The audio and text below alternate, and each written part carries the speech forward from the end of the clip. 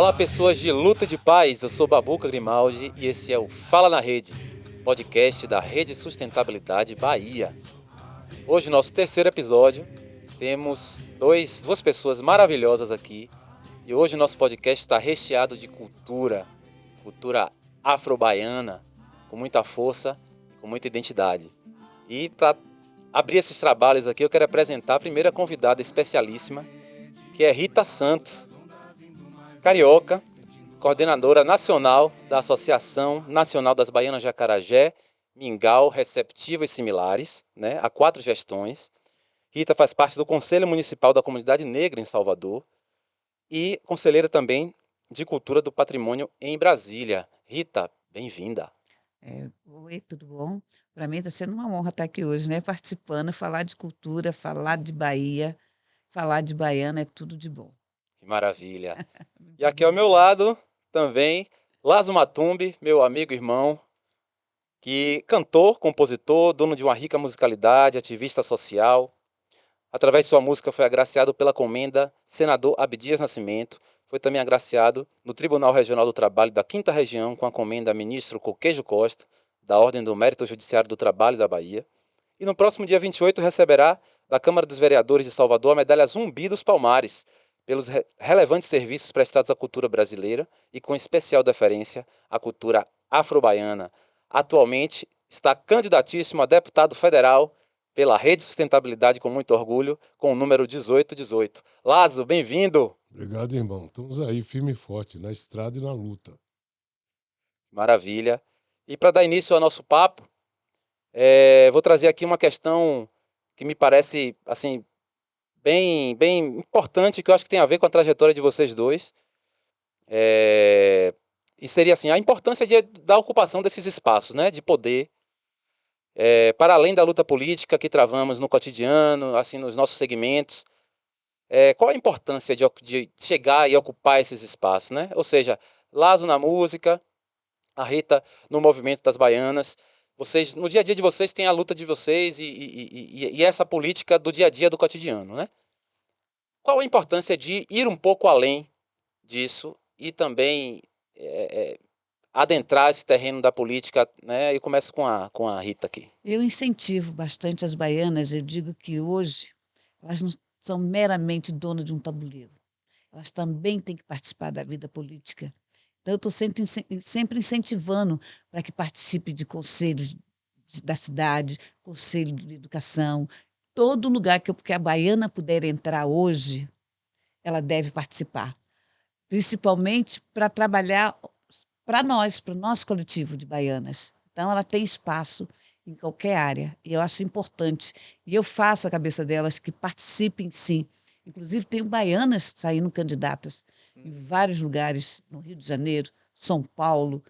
Então, eu estou sempre incentivando.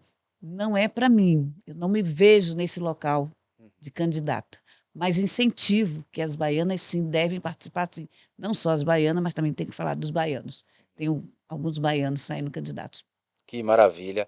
A gente falava há pouco aqui, antes das câmeras serem ligadas, que foi até uma dificuldade a questão das trabalhadoras do Mingau, né? Pois Que é. você falou que tem uma dificuldade de localizar e tal. Como é que está É essa questão? isso. São ofícios antigos que não teve um cuidado por parte dos nossos gestores e com isso foi se perdendo. Então, hoje, o ofício da baiana é profissão regulamentada pelo Ministério do Trabalho. E, na época, eles me deram 6 meses para fazer a mesma coisa com as baianas de Mingau, com as mulheres vendedoras de Mingau. E eu não consegui fazer, porque não as encontrei, pelo menos em Salvador. Se perdeu isso. Era assim, elas foram se desiludindo por não ter políticas em relação a elas. É um trabalho árduo. Quem trabalha com mingau começa a trabalhar às 10 da noite, então muito dificultoso. E com isso surgiram empresas que elas foram perdendo seus pontos, então está sumindo. Salvador, você conta nos dedos o número de mulheres vendendo mingau. Muda a configuração, né? Antes tinha uma coisa muito ligada à cultura, Pois é, e se né? E perde. agora virou uma coisa mais Industrializada, industrializada, é. A gente tinha o mugunzá, o mingau de Hoje tapioca, você o mingau vê de nas milho, o cidades, carimã. você sai na cidade e encontra carrinhos, Sim. por homens empurrando aqueles carrinhos, e era bonito você passar num ponto e ver a baiana com aquilo tudo arrumadinho, aqueles panos branquinhos, as panelas desenroladas, era muito bonito. Uhum. E hoje você vê só aqueles carrinhos e isso perdeu, perdeu em tudo. Uhum. Perde a cidade, perde o nosso estado, Uhum. né? Porque é bonito de se ver, valoriza a cidade, mas com o tempo não há política, não há incentivo, aí pode se perder. É interessante o que você fala, Rita, porque a Marina Silva, que é uma grande liderança do nosso partido, ela fala de uma coisa que ninguém não ouvi ninguém falar ainda, que é a sustentabilidade na perspectiva estética, que você fala da beleza, né? Valores que tem a ver com a estética, né? E que muitas vezes a gente passa uma reforma de uma praça, essa gestão municipal mesmo, né? Tem uma característica assim de fazer umas reformas que dilapidam o bom senso, né, e a beleza da estética da nossa cidade, com uma cidade maravilhosa, uma cidade linda. E aí, às vezes, vem com a arquitetura, com um paisagismo que não dialoga em nada com a rua, com a cultura popular. E a gente vê isso muito forte, né? Então, muito interessante essa coisa que a Rita traz. Meu amigo Lazo, você fala Pois muito sobre é. isso.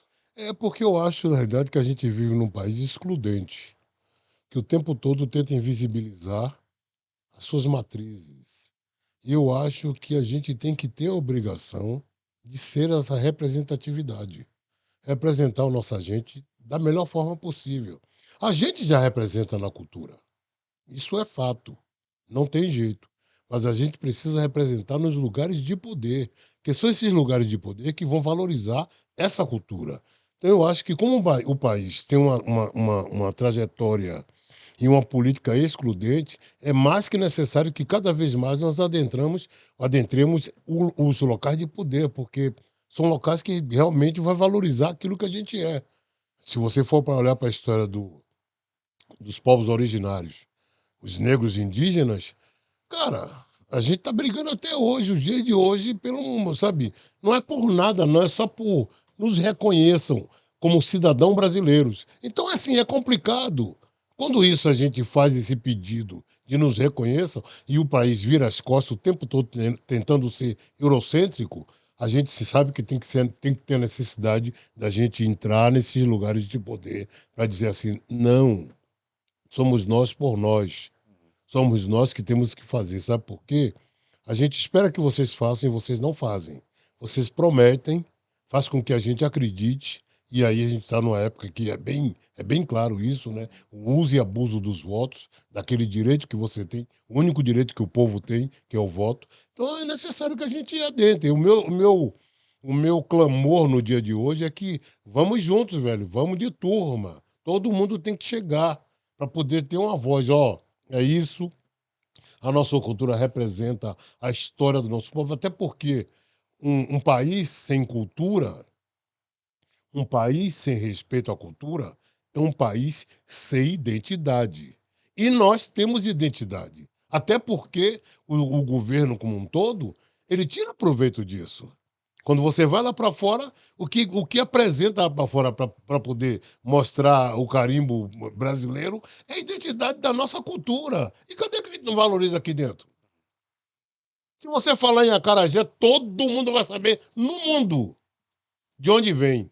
No mundo. Se você fala em capoeira, no mundo. E capoeira ainda tem um detalhe interessante. Está espalhada no mundo e nunca perdeu a sua identidade. Porque ela joga cantando com os cânticos em português, do jeito que a gente canta aqui na periferia, nos quatro cantos de Bahia. Então é necessário que a gente adentre os espaços de poder para valorizar isso, senão a gente vai ter o tempo todo folclorizado. E nós não estamos aqui para isso, né? Exatamente. Podemos dizer que somos maioria minorizadas, Exata. né? Tanto que você.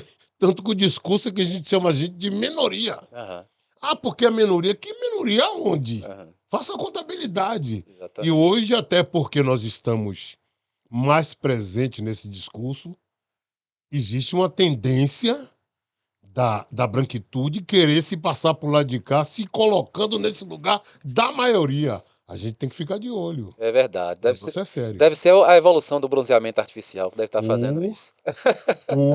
ou, Lembrando que né, a Rede Sustentabilidade tem um papel importante nisso aí, porque hoje a primeira deputada federal indígena, a Joênia Wapichana, é da rede, e temos no Brasil várias candidaturas indígenas também, de mulheres indígenas, homens indígenas, candidaturas negras, candidaturas da diversidade, das diversidades, e o papel nosso é justamente abrir esses espaços, né, para que as pessoas tenham ferramentas e tenham a possibilidade de colocar a sua voz exatamente, e ocupar, exatamente. né, efetivamente esses espaços. Agora, uma questão para vocês, que eu sei que vocês vão poder me responder aqui com toda a luz que vocês trazem com a trajetória de vocês.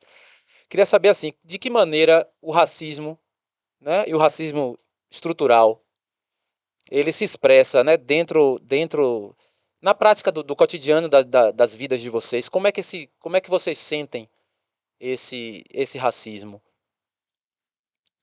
Olha só, racismo está em tudo. Na minha opinião, eu acho também que existe racismo inverso. Meu pai era um homem negro, a minha mãe uma mulher branca, minha mãe nunca foi numa escola. Minha mãe só entrou numa escola quando os filhos dela começaram a estudar. Meu pai não gostava de negro, nunca gostou, porque ele foi criado por família de branco. Então, com o passar do tempo, minha professora, eu estava na segunda série, minha professora era uma negra e disse um dia para minha mãe: a senhora fica trabalhando, vindo para cá, a sua filha tem mais é que levar a privada de madame. A minha professora, isso eu nunca esqueci. Eu estava na segunda série e a professora falou isso para mim, que a minha mãe trabalhava muito para cuidar dos filhos, ela sendo uma branca, mas ela não sabia que minha mãe era uma branca que nunca entrou na escola, né? E hoje, na vida atual, meu filho passou por racismo, né? Meu filho sofreu, Vitória, racismo, por conta de Paulo Carneiro. E fui eu que fui a delegada, uma negra, Seu lá na filho jogador, Rita? Felipe. Lá na delegacia, eu levei 5 dias indo para a delegacia para tentar registrar o caso por racismo. E a delegada dizia para mim que eu não deveria fazer. Foi 5 dias. Eu ia todo dia na delegacia.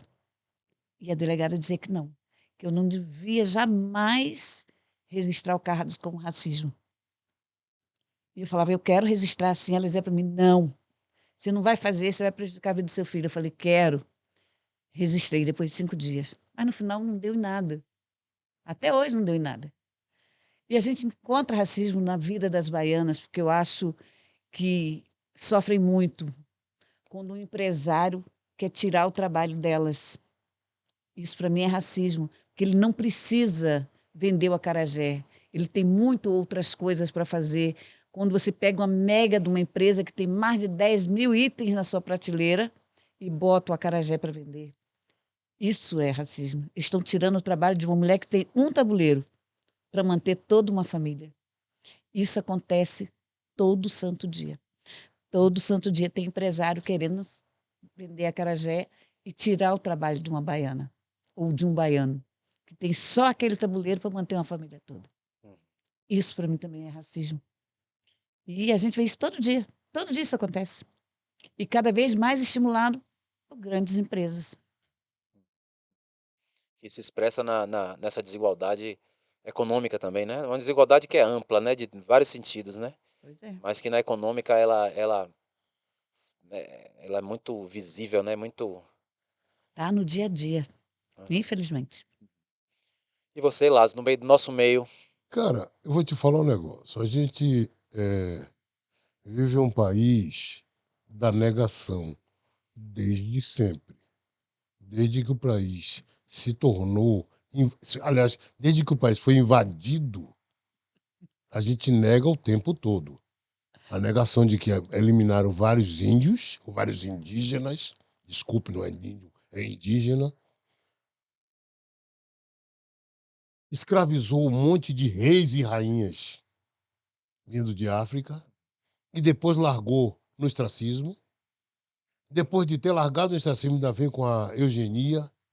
Ou seja, o tempo todo esse país nega as suas origens.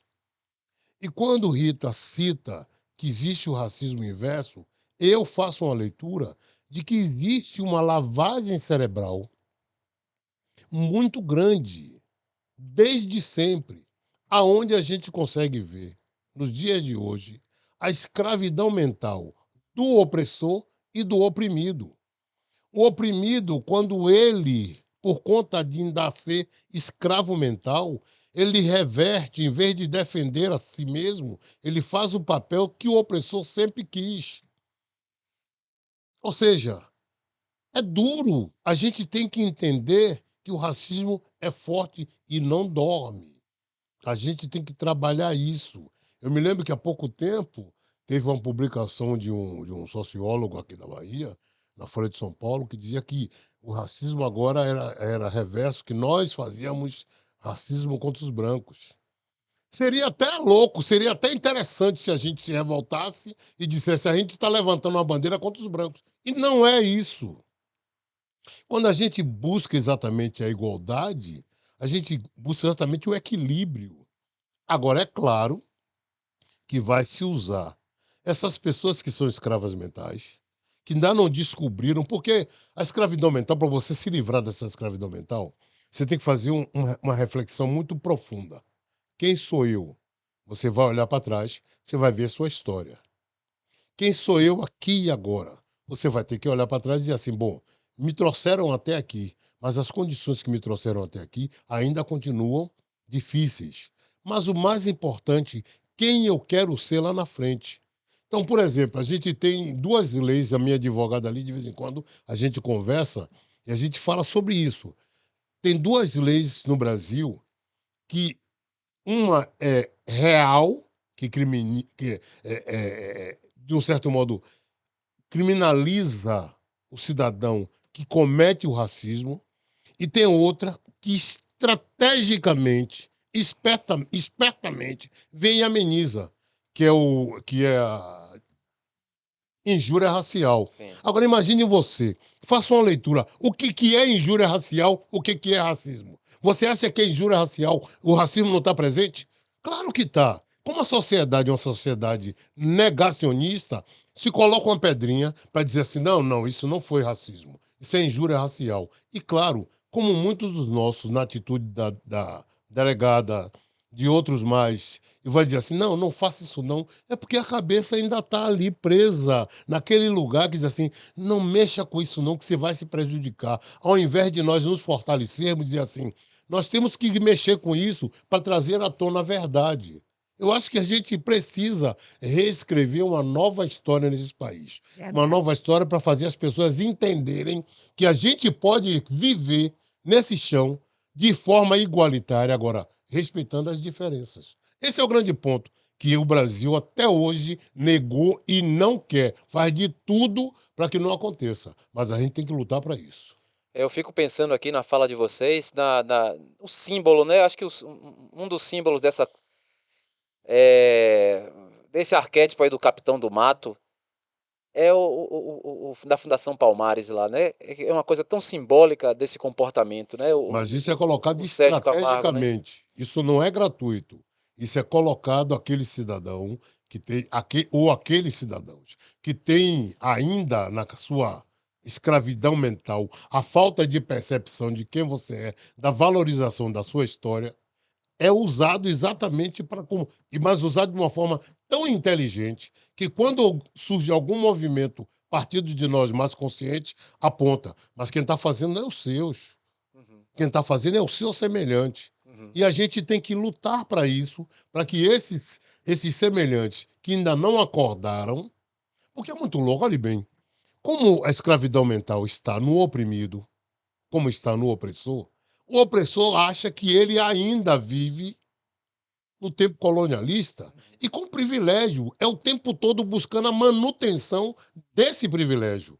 E a forma que usa é forma super inteligente, inclusive usando os nossos. Uhum. E quando usa os nossos, é assim, tipo, eu vou usar os deles para que eles não tenham capacidade de reclamar, porque a gente vai colocar. Mas quem está dizendo não sou eu. Quem está dizendo é um dos seus. A gente tem que trabalhar por isso, porque a lavagem cerebral que nós tomamos foi muito forte. Não foi de hoje nem de ontem. Foi séculos e séculos de lavagem cerebral. É necessário que nós acordemos todos os dias e façamos uma reflexão.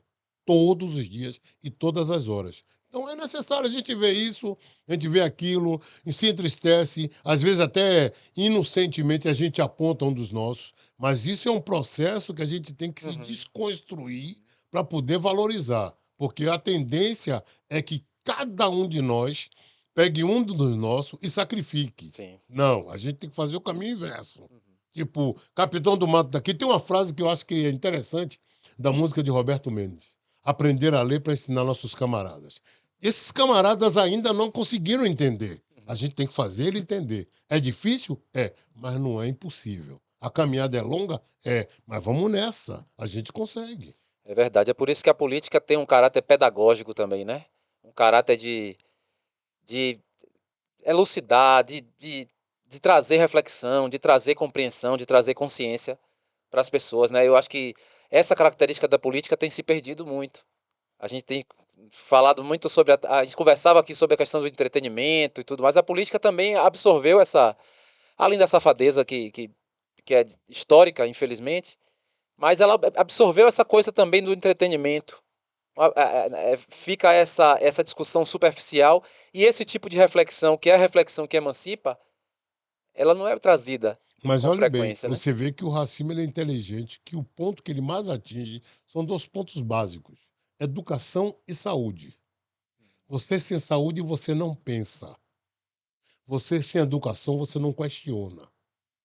Então, quando o país negacionista pega esses dois elementos básicos e aí começa a travar, obviamente você vai ver em várias pessoas irem até para a política sem essa consciência. Porque se não tem a educação, se não tem o discernimento, até na política ele vai fazer o papel inverso. Uhum. Isso é complicado. A gente precisa trabalhar a base. E a base é educar para perceber e questionar. E é por isso que a importância de lideranças como vocês fazer esse tipo de trabalho, se colocarem para essa tarefa, né?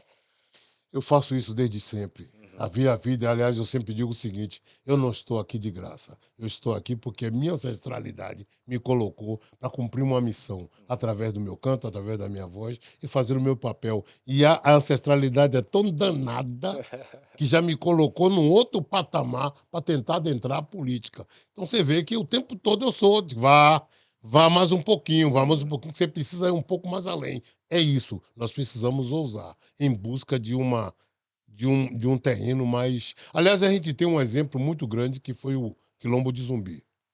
Muita gente não fala, mas o Quilombo de Zumbi teve a capacidade de abarcar todos e dizer assim: ó, aqui vocês vão viver de forma igualitária, agora respeitando as diferenças. Isso a gente precisa. E é o que falta hoje. Uhum. As pessoas respeitar uns aos outros. Exatamente. Dizer para mim, o que eu não quero para mim, eu não quero para você. Isso falta por demais. Hoje em dia, principalmente agora, está faltando a palavra, as palavra-chave do momento, respeito. E não está desistindo. A gente falou agora de duas questões. Lázaro colocou muito bem a questão da espiritualidade. Eu acho até que o convite que eu lhe fiz para vir para a rede cumprir esse papel também tem a ver com isso, mas é um Só papo que a tem. gente, é um papo que a Mas gente só tem. Você não convidou gratuitamente, não. Você foi induzido a me convidar. exatamente. É coisa de caboclo aí. Mas eu queria perguntar agora, a Rita, a gente falou de espiritualidade e falou de respeito. E uma questão que eu falei, vou perguntar isso para a Rita no podcast.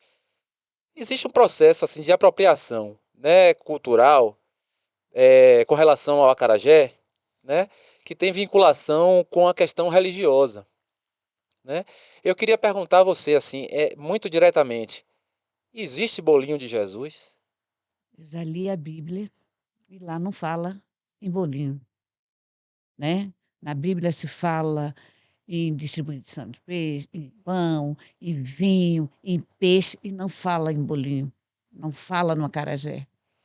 Eu acho que aí é assim, são invenções. Eu sou candomblessista, com muito orgulho. Eu sou uma carioca, que nunca pensei em vir para a Bahia.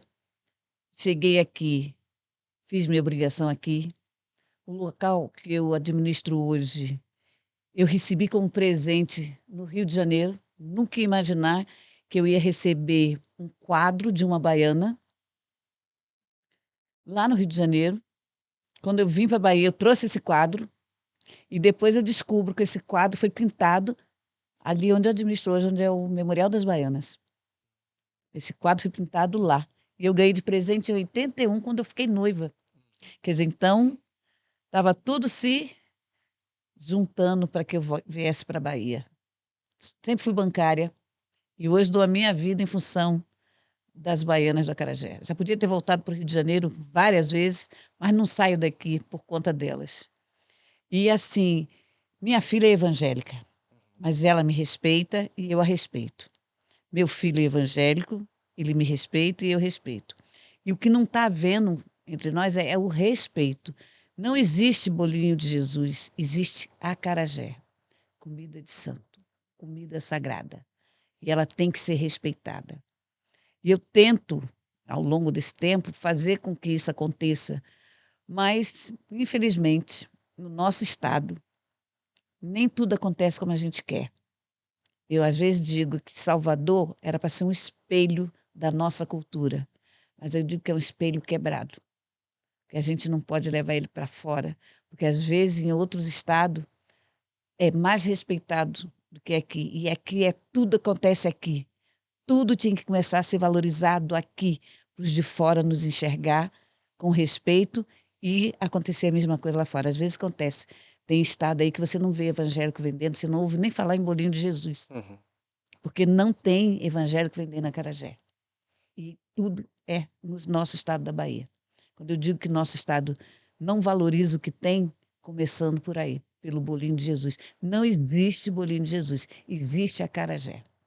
Eu entendo que muitas vendem por questão de dinheiro. Uhum. Antes elas eram da religião de matriz africana e eu não sei por que resolveram sair da religião e adentrar a outra. Mas tem que saber também por que elas foram. Eu não pergunto, porque eu acho que não cabe a mim fazer essa pergunta. Cabe aonde elas, terreiro onde ela participava, Uhum. mas não tem bolinho de Jesus. Gente, isso é um crime. E se a sociedade não nos ajudar, isso vai aumentar cada vez mais. E aí eu sempre peço que a população não compre acarajé no lugar que está lá. É o Xadá, tem tantos nomes que são colocados, e eu peço que a sociedade nos ajude, porque a associação sozinha não tem esse poder de impedir. Nós dependemos da sociedade. Comprar acarajé numa baiana trajada, na baiana que está lá naquele tabuleiro, valorizando a nossa cultura. Senão vai chegar um ponto que a gente vai perder. É verdade. E é importante a gente até dizer que não tem a ver com um outro tipo de preconceito. Até porque, por exemplo, nossas duas maiores lideranças femininas da rede de sustentabilidade, que é a Marina Silva, que é a Lois Helena, que o próprio Randolfo Rodrigues, são evangélicos. Temos diversas lideranças evangélicas, representantes do segmento evangélico. O segmento evangélico é super diverso. É um mundo, né? Quando a gente fala evangélico, é um mundo, né? Um monte de denominações, divisões de mundo também, que professam essa fé. E que, na verdade, o que a gente reflete é que é simplesmente cada um na sua linha, né? Na sua tradição, né? Digamos assim, respeitando, né? O alimento que é Sagrado, sagrado que é para uma sagrado. determinada, né, matriz religiosa, né? O que é que você acha lá sobre isso aí também? Rapaz, eu costumo dizer o seguinte: existe um projeto de extermínio da comunidade negra no mundo. No mundo. Estou falando de Bahia, não nem de Brasil. No mundo. A África está lá. É um continente. Boa parte do mundo acha que a África é só um país. Você vê, já começa por aí. Boa parte da África está morrendo, passando fome. E o mundo está desperdiçando dinheiro, comida a 3 por 2. Veja o exemplo da Ucrânia. Quantos e quantos africanos estavam lá fazendo a economia girar? Mas na hora que o bicho pegou, vocês não entram no ônibus. Vocês aqui vocês vão ter que correr a pé, porque quem entra são os ucranianos. Veja só o que acontece. Na Bahia, nós somos 80 da população, da maioria da população negro mestiça. É claro que aqui o olhar vai ser muito mais criterioso, a maldade vai ser muito maior, os desafios vão ser muito maiores. A gente veio de várias etnias. Essas etnias se misturaram, se fortaleceram, e eu costumo dizer que a gente consegue refazer uma nova África na diáspora. E essa branquitude, essa elite que domina o Brasil e o mundo, se incomoda com isso. E esse projeto de extermínio, a gente vê em várias camadas, seja nos jovens que são mortos na periferia, seja na desqualificação da cultura africana, seja na desqualificação dos elementos que formam essa cultura africana, como você citou, o acarajé, de tantos e tantos e tantos anos, que vira. Alguém diz assim: não, vamos botar bolinho de Jesus. A atitude das pessoas adentrarem os terreiros para quebrar as. Se você observar, esse projeto é um projeto de muito longo tempo. De muito, muito, muito. A ponto até de dizer a você que, de vez em quando, eu observo, para a sustentação da nossa religiosidade, para a sustentação das nossas vidas, a própria religiosidade teve que abraçar a branquitude para nos proteger. Uma vez eu vi seu Mateus, aleluia, falando um negócio que eu falei assim: é mesmo, mestre? Ele falou assim: ó, boa parte dos nossos fundamentos estão nas igrejas, assentado nas igrejas. Aí eu fiquei assim, digo, nas igrejas? Ele falou: é, porque era o único lugar que a branquitude, que o cristianismo não ia mexer, porque ali eles respeitavam. Então, se você fizer uma leitura geral, geral, existe um projeto de extermínio que ninguém fala. No Brasil, esse projeto é claro e evidente. É só você observar quanto tempo a gente tem de descobrimento, quanto tempo a gente tem de após-escravidão e o que a gente tem até hoje. O que a gente vive até hoje.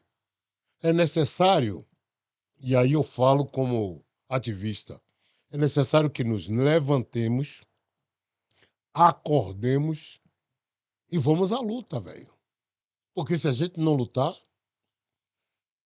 o bicho vai pegar e a gente vai ser eliminado aos poucos. É sempre uma questão de sobrevivência mesmo, A né? gente Tem sobrevive, estratégia a de gente sobrevivência. não vive, a gente sobrevive. A nossa tentativa é de. Ontem eu tive em 2 lugares importantíssimos na minha vida e na vida da comunidade negra na Bahia. Igreja do Rosário dos Pretos. Ele tinha feito um clipe na festa da Irmandade da Boa Morte. E ontem eu tive no Associação Protetora dos Desvalidos. Se você for observar todas essas estruturas, ela tem o mesmo formato e a mesma preocupação de cuidar da nossa gente da melhor forma possível na proteção, seja as irmãs a Irmandade da Boa Morte se juntando para comprar a euforia de outras, a Sociedade Protetora dos Desvalidos, assim como a Igreja do Rosário dos Pretos, e mesmo assim a gente resiste para existir, e mesmo assim a gente é o tempo todo chicoteado. Claro, a desqualificação da nossa religiosidade tem que partir de várias formas. Aliás, vários filmes já mostraram aí como é que os caras fazem. Outras religiões. Você acha que é só o evangélico que desqualifica a religião de matriz africana? De forma Cristianismo. nenhuma. Porra, sabe? A gente vive lutando para sobreviver desde sempre. Desde a nossa existência. Desde a negação de quem é Cristo. Desde a negação do primeiro homem colocado na face da terra. Então a gente tem que entender que é uma onda gigante. E nós somos fortes porque a nossa ancestralidade é muito mais forte e nos faz resistir o tempo todo na sobrevivência, na guerra, na luta. Olha a guerra que ela trava. Só num lado ela defende as baianas de acarajé. Mas se você for olhar a cultura como um todo, vários guerreiros em cada esquina, em cada trincheira, lutando para se manter vivo. Vivos. Isso é muito louco, velho. É que a gente não faz essa leitura, mas é para se manter vivo. Você sabe por que eu aceitei o seu convite? Porque quando você me convidou, eu fiz uma reflexão. Falei, caramba, a todo momento, a toda hora, eu converso com meus amigos, mostrando exatamente essas mazelas, esses acontecimentos. E o que me deixa mais entristecido, a gente não sai do lugar. A gente não tem coragem de sair do lugar para mudar. A gente se acomoda, é como se, na realidade, e isso, se você observar, isso acontece, está acontecendo com todo o Brasil, a normatização do sofrimento e da dor. A gente tem que sair do lugar para ir à luta, para tentar mudar a forma. Porque eu não estou indo para mudar para mim. Eu estou indo para mudar para minha gente, a geração vindoura que está vindo aí. Ela precisa exatamente que a gente dê uma parcela de contribuição para que os que cheguem digam assim, pô, legal. Como a gente fala hoje, Zumbi, Lélia Gonzalez, Abdias Nascimento, e uma série de pessoas. A geração vindoura tem que dizer assim, pô, Lazo também contribuiu para que a aresta tivesse mais a parada. Mas isso não termina porque a gente está numa guerra.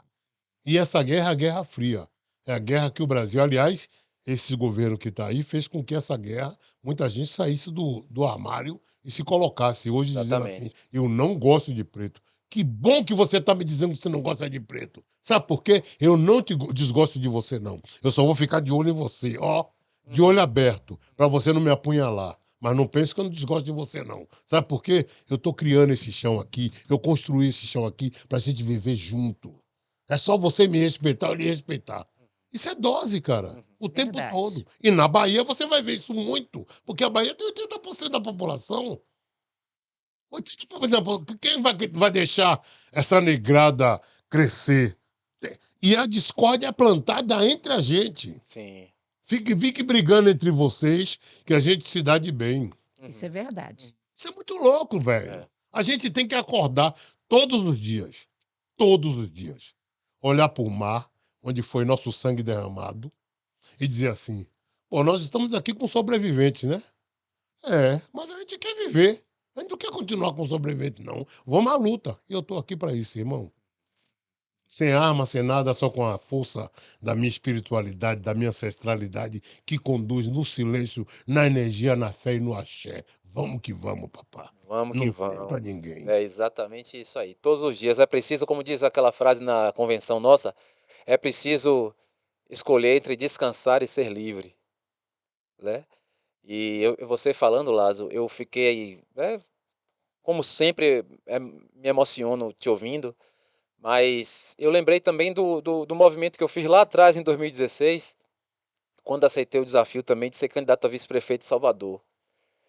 E o que eu pensava, então, né, vivendo numa comunidade xamânica, durante 10 anos da minha vida, né, com uma filha, dentro do xamanismo, né, dentro dessa. E a sensação que eu tive é: eu preciso aproveitar essa oportunidade histórica de cumprir a missão, de bem cumprir a missão. Primeiro, de aproximar dois movimentos políticos, que eu acho que precisavam se aproximar naquele momento para a gente se fortalecer.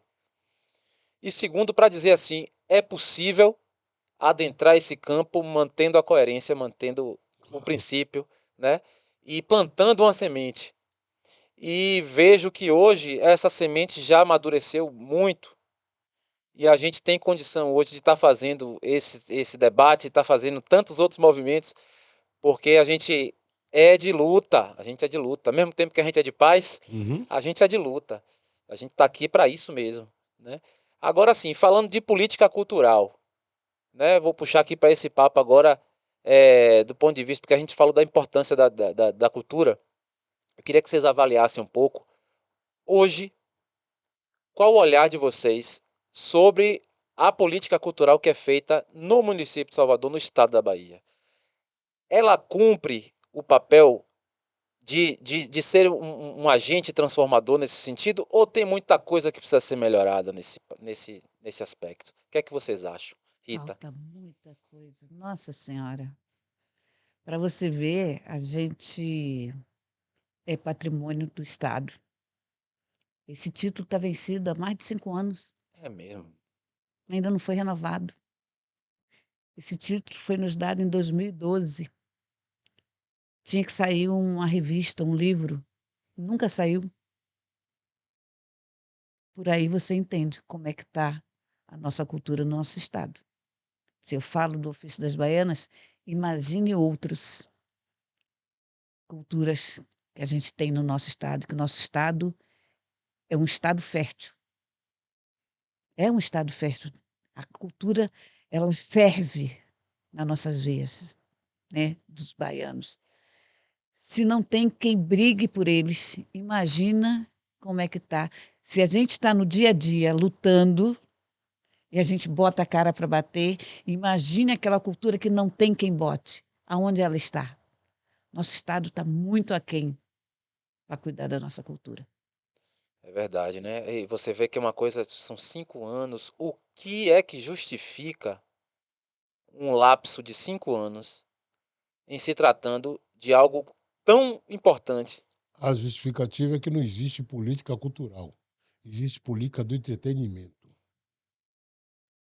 A política cultural você vai buscar com a raiz, com o respeito, aquilo que emana do povo. Se não tem respeito àquilo que emana do povo, vai se transformar tudo em festa, alegria, oba-oba e tchan. É por aí. Veja o que a gente tem na Bahia de mais importante. O que se fala nos dias de hoje? É o carnaval. Você acha que o carnaval é a coisa mais importante que a gente tem? Não. Você veja, Passamos 2 anos aí ninguém morreu, né? pois é. Veja bem, nós somos uma cultura. O pessoal gosta de olhar a baiana como folclore. Eu não sou folclore. As baianas não é folclore. É uma cultura, algo que existe há quase 300 anos. São as primeiras mulheres empreendedoras desse país. Hoje se fala em empreendedorismo, mas elas já faziam lá atrás, quando elas saíam e iam mercar com aquele dinheiro comprar alforria. Então, nós não somos folclore. Nós somos a cultura desse país. A gente representa esse país em qualquer lugar do mundo. Mas o acarajé, existe um casamento entre o acarajé e o dendê, né? Que se não tiver o dendê, não tem o acarajé.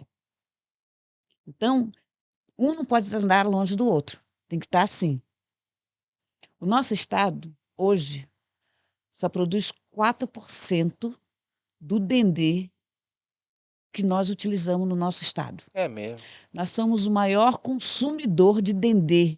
Nosso estado é o maior consumidor interno de dendê e é o maior exportador também. Porque é daqui que sai o dendê para outros estados, para a Baiana e até em outros países. E o nosso estado só produz hoje 4% do dendê utilizado no estado. Ou seja, vai para fora, Não, não vai, não tem. Não tem não está produção. produzindo mesmo. Não está produzindo por quê? Por falta de apoio do governo do estado. E você vê o Baixo Sul e São essa quase região 20 Torre Recôncavo, Não, são uma quase pujança de dendê que não, não não tem, Dendê. Tem o justifica pé isso. lá e não tem. Os pés de dendê ainda são do tempo antigo. Não teve uma renovação, porque não existe uma política do Estado para isso. Se eles sabem que nós, baianas de Acarajé, dependemos do dendê, eles tinham que trabalhar isso. Então, hoje, nós usamos um dendê que vem de Belém do Pará. Um dendê que é produzido para biodiesel. Os terreiros de candomblé precisam do dendê. As baianas de Acarajé precisam do dendê. Nós tivemos um secretário que não conhece a cultura. Ele foi dar uma entrevista e disse que a baiana compra acarajé, compra dendê em supermercado. Como é que um secretário que não conhece a nossa cultura, que baiana de Acarajé não compra dendê em supermercado. Baiana de Acarajé compra dendê na feira de São Joaquim e nas, não sei, infinidade de lojas que tem nos bairros. Daqui a pouco ele está chamando de fast food o acarajé. Quer dizer, o que ele entende de cultura? Nenhuma. Ele dá uma entrevista dessa. E nós estamos aí, assim, vendo a hora de que dendê está caro, porque o frete está caro. Muitas baianas estão desistindo porque não está tendo condições de comprar, porque tudo caro. Muitas baianas, por conta da pandemia, se desfez dos seus equipamentos para sobreviver, para poder botar comida na mesa. com frete caro, porque o dendê vem de Belém do Pará para cá. Chega aqui, quem compra quer botar o frete no valor. Então eu falo, cadê a nossa cultura que sabe que se a gente ficar sem dendê, o nosso ofício vai se acabar. Uhum. É complicado. E você Não existe uma rede de destruição. A agricultura familiar, o pequeno agricultor, Uhum. ele poderia ter incentivo para produzir isso e ser respeitado. E isso ser direcionado a um empreendedorismo secular Uhum. da comunidade negra. Mas se não tem esse incentivo na base, obviamente não fortalece um outro movimento. E a gente fica o quê? Sendo o tempo todo Sim. provinciano, se achando eurocêntrico, imitando. Não é mercadinho, é delicatesse. Uhum. Uhum. Você entendeu? É uma lógica o tempo todo do provincianismo e a gente se achando. Porque se você chegar lá fora e perguntar assim, sim, lá no Brasil é tudo delicatesse. É mercadinho, papá. Fast food. Uhum. Eu tava brincando com minha, Sério? A brincando com minha gente esposa. vive todo cheio de camisa com slogan americano. Muita gente usa e não sabe nem o que está dizendo. Isso é sério. Uhum. Hoje a gente não sabe o hino nacional. Isso é sério. Quando você ouve o hino nacional, hoje você se assusta. Se, peraí, não está associado a uma coisa legal. Peraí, velho. A gente tem que, sabe, reescrever uma nova história, velho. A gente precisa acordar e entender que o país tem que ser exatamente daquelas pessoas que construíram o país. Há pouco tempo você falou no indígena, há pouco tempo eu estava conversando com o cacique Aruan e falou, velho, eu sou candidato a deputado estadual, lutando pela sobrevivência, pela sua existência, que no extremo sul mataram um menino de 14 anos, Uhum. lutando para poder manter viva a sua família, porque as pessoas, os fazendeiros, a milícia chega atirando sem perguntar por quê, para tirar direito às terras. Cara, a gente tem que pensar que país é que a gente quer?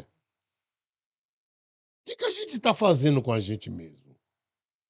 Imagine, ela está falando de uma história de empreendedores seculares.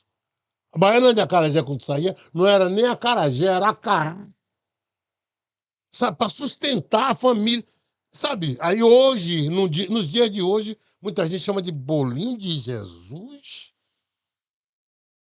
Até que se tivesse mantido a imagem natural de Jesus, um homem negro, a gente podia até dizer assim, com certeza faz parte desse camarada. Jesus devia gostar de uma. Claro, claro, sim. Assim, a África diz assim, muito bem, minha gente, é isso aí. Vocês estão do outro lado fazendo uma comida que é nossa. Mas quando pinta o cara de olhos azuis, olhos verdes, cabelo liso, cara branca, para com isso, irmão. Aí você vai para aquele lado, né, do bronzeamento. Ui! Entendeu? Dói. Dói, irmão. O negócio é sério. É, duríssimo. Eu estava pensando aqui também uma matéria que eu li, falando sobre essa coisa do financiamento da cultura, né? Uma matéria que eu li recentemente sobre o valor que se gasta com esses grandes artistas nessas grandes festas, né? Réveillon e tudo mais, né? Aí eu peguei e fiz uma conta, peguei os cachês que foram pagos a um artista desse nicho, né? Aí fui lá, fiz as contas, o que é pago a essa artista, daria pra gente fazer 5.000 shows por dia, por dia, durante 2 anos na cidade de Salvador, com o que é pago para um artista em um evento. Cachês razoáveis para que esses artistas, ou seja, não ia ter nem artista para tanto cachê.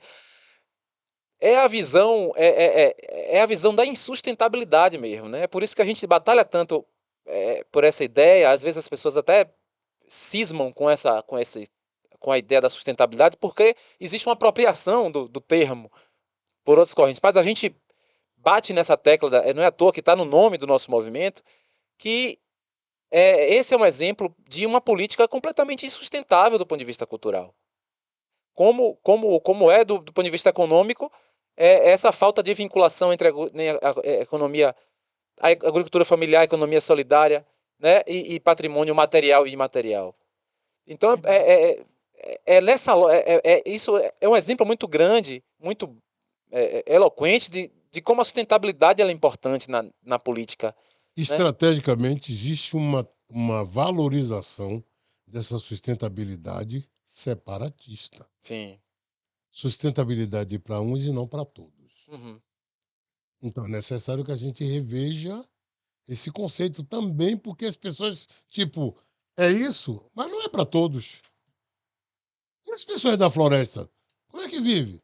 E se a gente, na verdade, chegasse lá naquela Amazônia, que está sendo destruída, e conversasse com aqueles povos originários e falasse assim, a gente quer curar, a gente quer trabalhar o sistema científico para curar as pessoas. O que a gente faz? A gente não faz isso. A gente procura valorizar o bombardeio da farmácia. Sim. Sabe? O bombardeio da indústria farmacêutica. Em vez de curar. Eu lembro que quando eu trabalhei com o Jimmy Cliff nos anos 90, eu cheguei na Jamaica e me surpreendi que estava rolando um colírio feito da cannabis Uhum. para curar glaucoma. Uhum. Falei, porra, velho, que loucura. Isso é uma doença que atinge nosso país de forma acirrada, principalmente a comunidade negra. Sim. Isso foi nos anos 90, nós estamos em 2022, século XXI. Maconha no Brasil não foi liberada para cura. Sim. Quem tem que buscar tem que pagar caro. Ou seja, veja a nossa ignorância, Uhum. o quanto vai. A gente não percebe que a gente pode se autossustentar e se ajudar. A gente prefere cultuar o tempo todo. E aí você vê, é a sustentabilidade separatista. Porque quem tem, vai buscar lá. Quem não tem, morre à míngua. Morre nas filas. Ou é criminalizado, né? Claro. Criminalizado. A gente tem candidaturas aqui na Bahia que estão da rede, que estão debatendo esse tema. Em São Paulo também tem candidaturas de uma menina, não lembro agora o nome dela, de São Paulo, também fazendo um trabalho muito grande com relação à liberação da cannabis para uso medicinal. Você quer que eu diga uma coisa? A questão da droga no Brasil não se discute, só se criminaliza. Uhum. Não se informa, só se criminaliza para assustar o povo.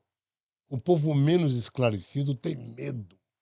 Eu vi uma declaração uma vez de uma pessoa que tem um mercadinho, ela dizendo assim, ontem eu fiquei assustada no ponto porque tinha um homem fumando maconha, meu Deus, eu fiquei tonta. Eu fiquei olhando assim, eu falei, pô, velho, se maconha realmente fosse isso, Uhum. a gente tava lenhado. Porque quando a gente passa por algum lugar que tem alguém fumando, caía um do lado, outro do outro. E você entendeu? Mas você vê aquilo que está plantado na cabeça das Sim, pessoas, sim. por falta de Falta informação. de informação. Nunca vi ninguém morrer de overdose. Ninguém fala sobre isso. As pessoas falam sobre cigarro, discute sobre o álcool. Pelo contrário, o álcool é visto como uma coisa chique. Os remédios para dormir, Os remédios, a ansiedade. você entendeu? O problema hoje da comunidade negra, principalmente, chama-se adoecimento mental. É por isso que de quatro cantos estão surgindo psicólogos para ajudar essas pessoas que estão doentes mentalmente na depressão. Sabe? Pessoas com surto de ansiedade.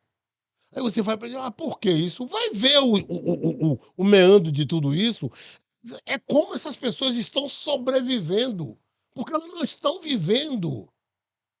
Elas estão sobrevivendo assustadas com tudo e com todos. Isso é muito louco. Hoje de manhã eu vi uma propaganda política que falava sobre segurança. Porque nós vamos aumentar a segurança, nós vamos fortalecer. Velho, a segurança parte de uma primícia. Dê o que fazer a essa juventude. Dê formação a essa juventude. Dê educação. Que muita dessa juventude que está indo para o crime organizado, que está indo para a criminalidade, elas vão ter que fazer, velho. Não dá escola.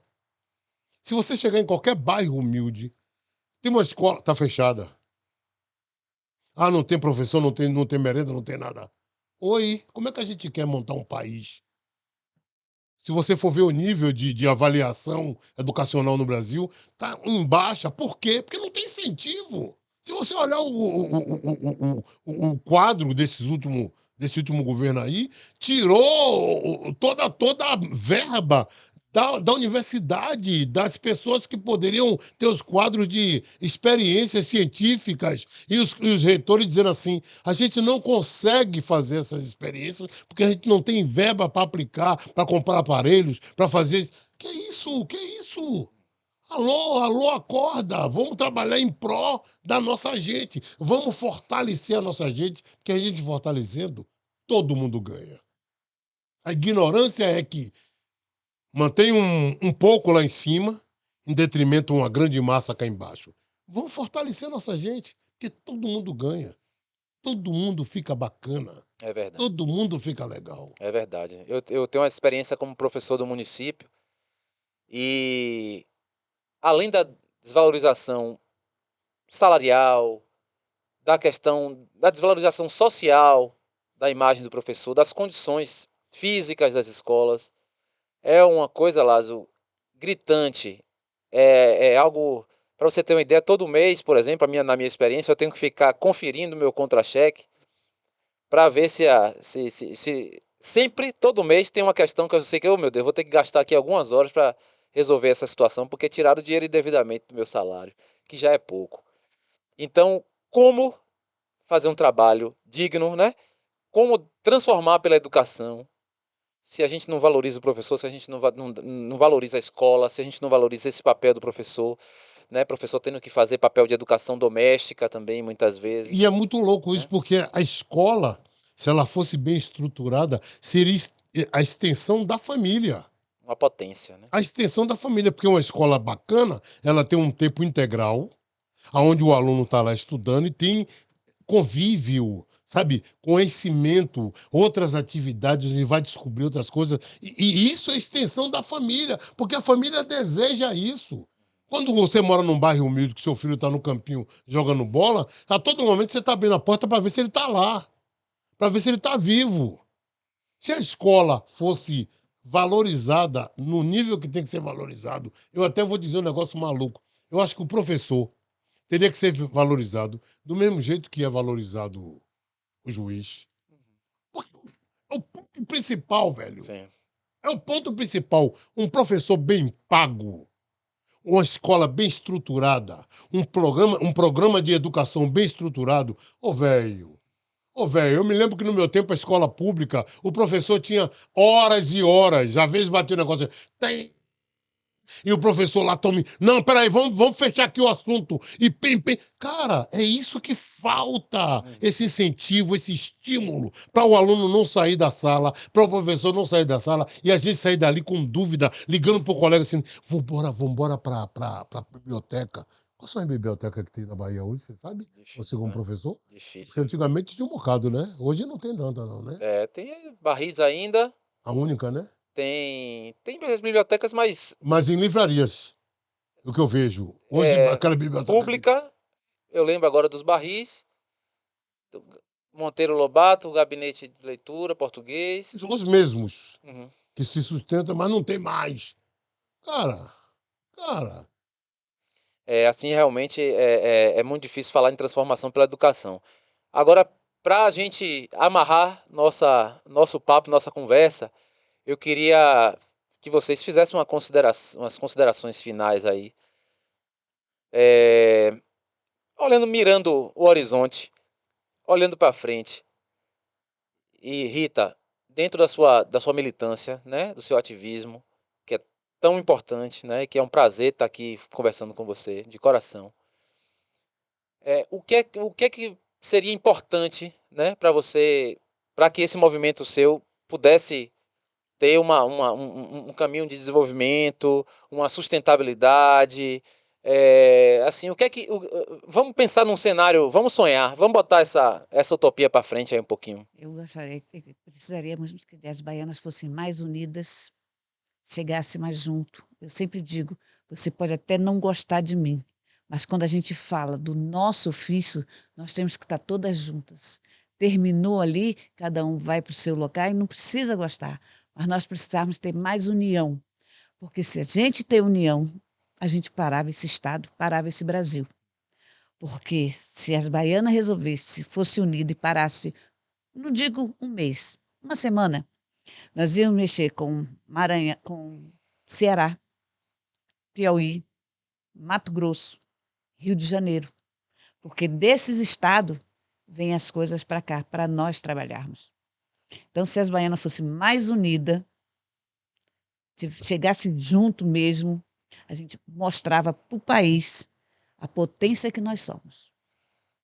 Nós mantemos aí mais de 50 mil trabalhos, porque o feijão vem do Mato Grosso, vem do Piauí, o camarão vem de Fortaleza, vem do Rio de Janeiro e o azeite vem de Belém do Pará. Para quê? E a gente tinha que mostrar que nós movimentamos a economia do município, a economia do estado e a economia do país.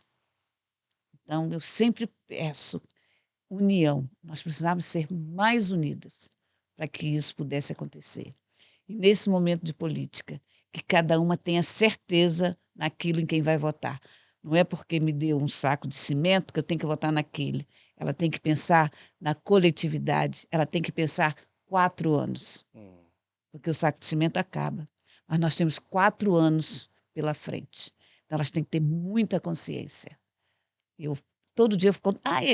tenha consciência, olhe para todos, verifique se ele fala em nome da população, não fala em meia dúzia. Ele tem que falar por todos. É sempre isso que eu peço a elas. Que maravilha. Obrigado muito, mais uma vez, Rita, muito obrigado pela sua presença, Obrigada a vocês. pela por eu estar temática aqui. tão importante que você traz, né? Espero que a gente converse mais vezes. Alô, governador do estado da Bahia, as baianas de Acarajé, né? Receptivos, similares, Mingau. O povo está querendo, né, o reconhecimento formal. Vamos dar andamento aí nesse A processo, pelo amor de valorização. Deus, a Não valorização. compramos dendê de supermercado. Agora até sim. Tem 2 semanas que apareceu em 2 mercados vendendo. Mas você chega lá, tem meia dúzia de baldes. Ó, e o dendê, do azeite de dendê do Baixo Sul, da comunidade, que eu tenho uma comunidade quilombola mesmo, do Dandá, na BA 093, que faz um azeite de dendê Preciso maravilhoso. saber onde é, Pois é, porque o meu o povo propósito, produz, o eu povo tenho sabe 2 produzir. propósitos nesse momento. Um, a saúde das baianas. Nós temos graves problemas de saúde. E o outro, conseguir que o dendê se torne patrimônio do Estado. Porque no momento que ele se torne patrimônio do Estado, o Estado vai ter obrigação de cuidar para que ele não venha a faltar. Que maravilha. Vamos botar isso na nossa pauta, meu querido irmão. Já absorveu mais uma pauta aí para Mas importante, né? o que ela falou se resume exatamente nessa coisa que a gente sempre fala: aquilombamento, acolhimento, fortalecimento para a unidade. Se tem aquilombamento, se tem acolhimento, se tem fortalecimento, porque nós somos unidos, temos mais força. Até para a gente dizer, não esperamos nada de vocês. A gente é que vai fazer por nós. Porque outro dia eu estava num show e eu falei o seguinte: a gente parou de fazer greve, de ir para as ruas, com medo, porque o Estado tem um aparato de repressão que nos machuca, nos mata. Não precisa ir para a rua, não. Fique dentro de casa, não saia de casa. O país para. Para que isso aconteça, eu não estou falando só da comunidade negro-indígena. Eu estou falando da sociedade brasileira. A gente precisa de aquilombamento. A gente precisa de acolhimento. A gente precisa se juntar mais para se fortalecer em prol de nós, em prol de construir um país mais justo, mais digno. O dia que a gente fizer isso, tiver essa consciência, com certeza a gente pode chamar o nosso país de uma grande nação. Enquanto isso não, sofremos, apontando as mazelas, aqui e acolá. Maravilha, meu irmão. Muito obrigado pela sua presença mais uma vez, sempre. Lazo, candidato a deputado federal pela Rede Sustentabilidade 1818. Ele que inclusive tem eu estava pensando sobre isso há pouco. 1818 é o número de Marina em São Paulo, 1818 é o número de Heloísa no Rio de Janeiro, 1818 é o número de Joênia nossa deputada federal É indígena. engraçado, eu estava olhando o grupo lá da rede, não me colocaram, não. Ó, reclamação. Vocês não me colocaram no grupo da rede de 1818. Ó, colocar. Deve, não, Esperto que eu tô de olho em vocês, hein? não deve ter sido institucional, deve ter sido uma iniciativa de alguém especificamente, mas vamos fazer, Por favor, né? ainda tem Porque tempo. é uma Faltam honra. 2 semanas. 2 semanas? Faltam 2 semanas. É bem o povo saber que tem mais um 18. Tem um 18 Eu, na prazo Bahia. na Bahia, É exatamente. isso aí, isso aí. Trazendo a minha ancestralidade junto comigo, que a ancestralidade diz o seguinte: foi a gente que montou esse país. Fique esperto. É isso aí. Muito obrigado. Esse é o Fala na Rede, podcast da Rede Sustentabilidade Bahia. Esse foi o 3º episódio com Rita Santos e Lazo Matumbi. Até a próxima. Tamo junto.